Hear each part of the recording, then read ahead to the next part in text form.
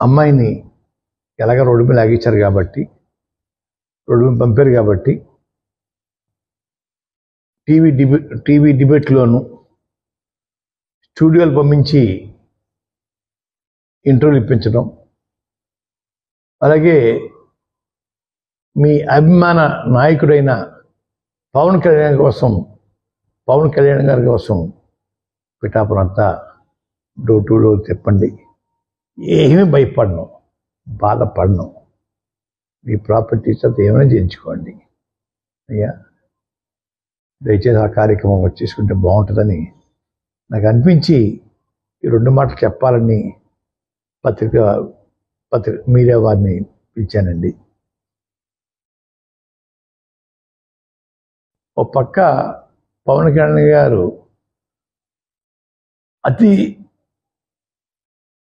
అతిగా పెద్ద గౌరవిస్తున్నట్టుగా బయట నటన,